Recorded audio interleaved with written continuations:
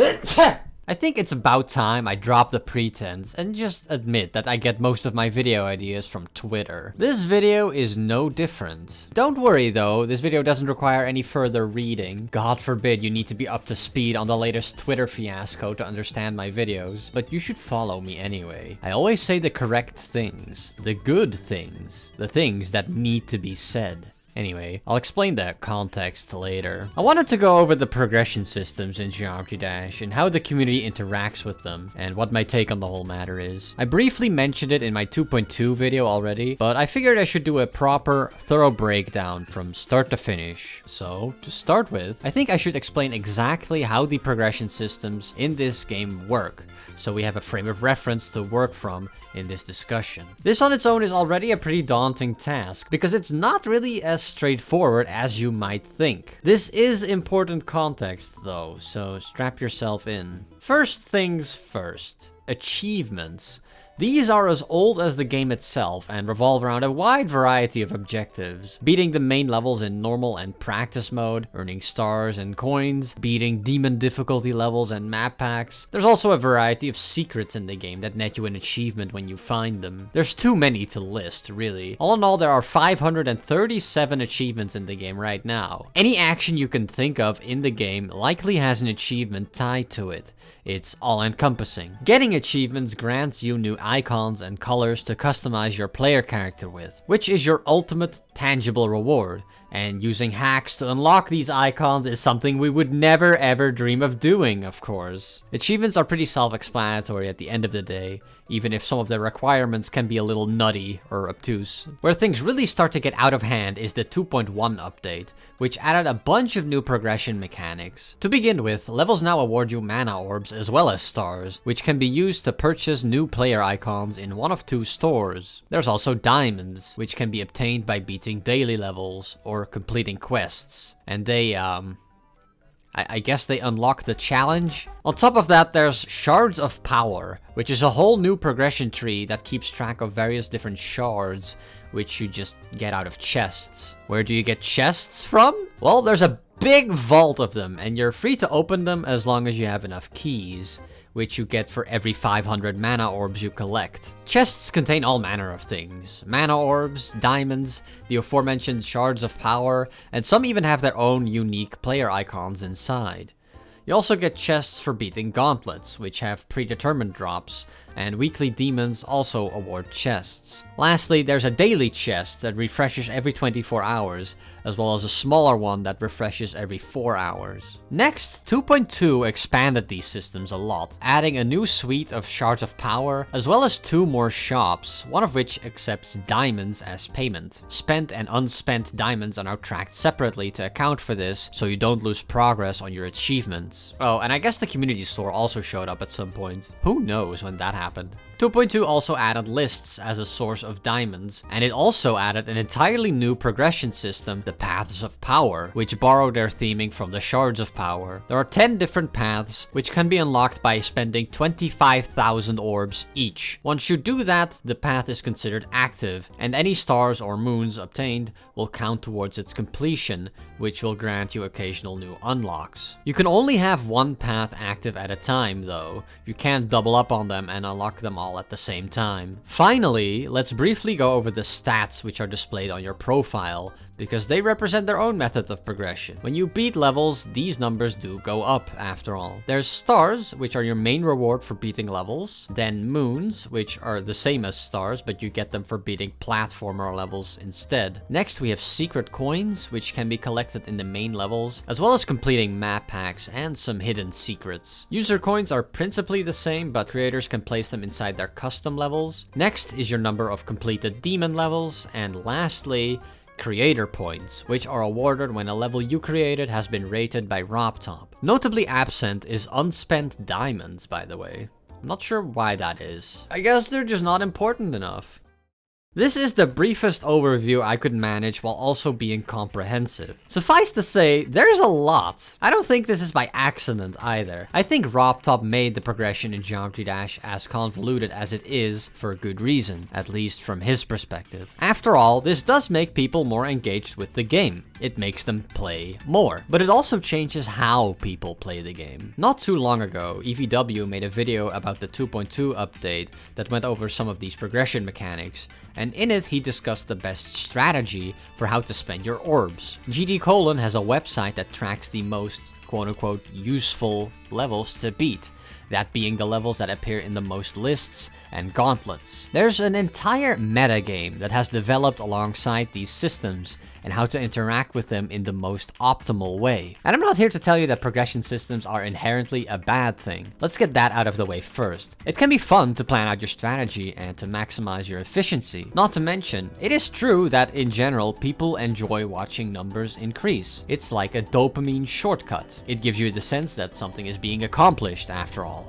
Numbers are going up. In essence, there are two different games here. There's the game Geometry Dash, which is a very difficult rhythm-based platformer, and there's the progression metagame, which is a separate game entirely built on top of that.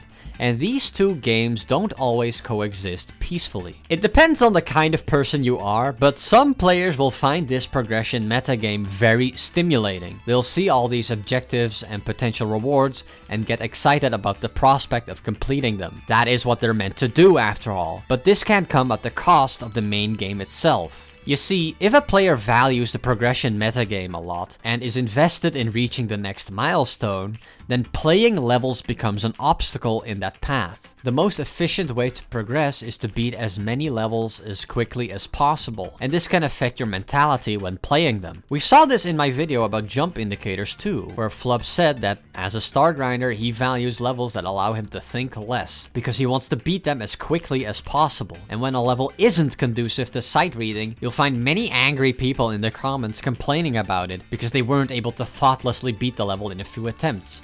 Which is a prevalent but toxic attitude in this game. It's a toxic attitude that's born out of mismatched priorities, and it's a consequence of the way RobTop designed the game. Players who derive satisfaction primarily out of the progression metagame are encouraged to play the real game even if they've actually already gotten tired of it for the day, or despite not actually liking the level they're playing. It can also drive people who otherwise do enjoy the game to become frustrated when a level impedes them from reaching their next milestone by not being sight-readable enough. Basically, because there are two separate games here, there will be people who enjoy one but not the other. On the surface, there's nothing wrong with that. Geometry Dash doesn't force you to interact with the progression metagame at all, and for the most part, I don't do that. However, the progression metagame does force you to play Geometry Dash. And that is the point, of course. It's obvious from the way this whole system is designed that it's trying to get something out of you. It's trying to get you to play the game. We intuitively understand this from experience. And there's stuff that you can buy,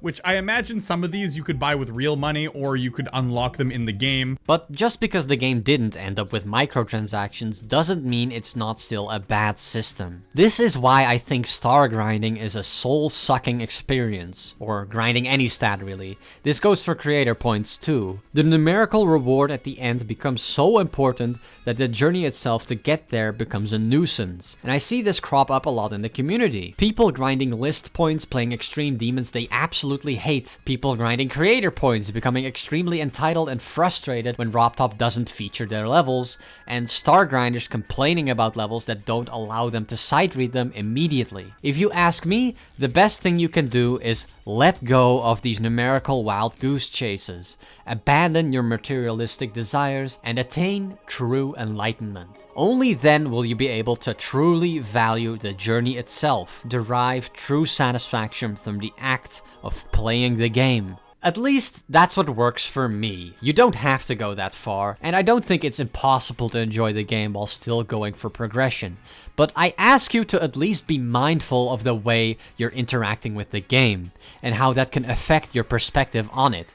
Don't let it consume you like it has so many others. I sometimes see people playing this game despite not enjoying it at all because they're so caught up in whatever goal they have in mind. If you notice this happening to you, please just reconsider your priorities for a moment. Ultimately, this is kind of an inevitable consequence of having stats in your game, because I think it's a very human thing to want to increase these numbers as high as they will go. We've done it with every video game in existence pretty much, in the form of high scores, speedrunning, or competitive PvP. Still, there are degrees of severity to this. It's one thing to have stats tracking your accomplishments in the game, and maybe a list of achievements to unlock, but it's another thing entirely to then build an entire progression system around it with two separate kinds of currency, a vault of random loot chests, as well as daily chests, the paths of power. All that stuff just pushes people into a playstyle that is not conducive to actually enjoying the game itself. You're just getting people hooked on the progression metagame. That's not to say that everyone or even most people are susceptible to this, but it is at least encouraging it. And I think that's bad game design. It's also not to say that I think progression systems like this are inherently bad, like I said, but I think they have their own place in a different kind of game. Games like Universal Paperclips, RuneScape, Orb of Creation, and Cookie Clicker are built from the ground up to be designed about progression systems like this, to watch numbers increase, and they stand on their own. They're not meant to entice you to play an underlying real game like in Geometry Dash. In these games, the progression metagame is the core gameplay experience. And it's here where we finally arrive at the context I mentioned at the very beginning of the video. You see, there's a mod for this game called the Better Progression mod, which basically takes the Geometry Dash progression metagame and turns it on crack, with experience points and a flashy level up screen. And for me, at this point, it's something that stops being just bad game design, and it starts being genuinely kind of patronizing. Like, for example, in my personal experience when I played Vampire Survivors, I was kind of annoyed by the chest opening cinematic because there are so many bright flashing lights and noises that I felt betrayed a lack of confidence in the core gameplay. It felt as though the developers didn't think the rewards you got would be exciting enough on their own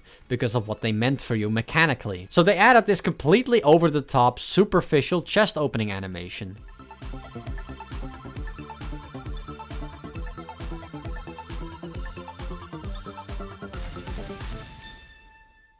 Please pay attention to me, please! Are you enjoying the flashing lights yet? Like, come on, man. Opening chests is exciting because the items inside will make your character stronger, not because it comes packed with an elaborate fireworks display that completely stops the flow of the gameplay. And I'm not the first to make this observation, by the way. Compare opening a chest in Vampire Survivors to leveling up. It's quick and snappy and gets you right back into the action as it should. Similarly, I played some Balatro recently, and it has a similar problem in my view. Balatro has a very snazzy UI, the game looks really good, and that's great, but I feel like the game doesn't really have that much confidence in its actual mechanics either. You see, Balatro is a strategy game that doesn't really want you to strategize. Instead, it prioritizes the excitement of numbers going up whenever you score a hand. Scoring your hand is an elaborate process with exciting sounds and flashy effects that can take a while depending on the combo you set up, and the game doesn't show you what your hand will score before you play it, even though you can easily work this out with a little math. It just makes it a little more annoying to optimize your gameplay than is really necessary, instead trying to draw players in with this fanfare. I played Balatro for like a week, but it got old for me after that. By the way, I'm not saying that having flashy visuals in your game is a bad thing. I frankly love the way Balatro looks, but ultimately the mechanics of the game need to come first. Anyway, the theme here is misplaced priorities. A lack of confidence in the core gameplay, causing the developers to supplement it with virtual Skinner boxes to draw people in. Because, let's be honest with ourselves here, that's exactly what this is. And like, it's one thing for a developer who lacks confidence in their game to implement something like this, but why would you make a mod like this? Are people so much into these virtual Skinner boxes that they want to see them implemented everywhere? I find that idea kind of repulsive, to be honest. When all is said and done, I think Geometry Dash is a really good game. I may complain about it a lot, but I wouldn't be playing it and making videos about it if I didn't enjoy it. I think there's a lot of satisfaction to be had in practicing a difficult level and slowly seeing yourself improve. I think beating a good level is an exhilarating feeling. And besides that, I also love the creative aspect of this game. I'm not the kind of person who will argue that a video game always needs to be fun. There is plenty of frustration to be had playing Geometry Dash, but if that leads up to an emotionally cathartic conclusion, I think it's worth it. Some levels are not worth it, and that usually becomes evident pretty quickly. When I come across a level I don't like, I'll just stop playing, even if there's a reward waiting for me at the other end. Man, this level sucks, dude. I fucking hate this level. Oh my god, this plays so terribly. I'm not gonna play this level. It's so bad. It's so fucking bad. If I don't get anything out of the experience itself, it's never worth it to me. To me, all of this extra side content is just fluff. It's tacky. It doesn't need to be here. I don't need an incentive to play Geometry Dash, because Geometry Dash is already a rewarding experience on its own merits. Anyway, that's my view on the progression system in Geometry Dash, and also why I don't like the better progression mod. When I first posted that tweet, I didn't think it was a controversial take at all, so I didn't bother to elaborate. I thought we all collectively kind of agreed already that this is kind of tasteless, but I guess I was wrong, and an explanation was warranted after all. So here it is. Anyway, special shout out to my grandpa demons, Xkami and Belfry Clock, and thanks for watching, everybody. See you later.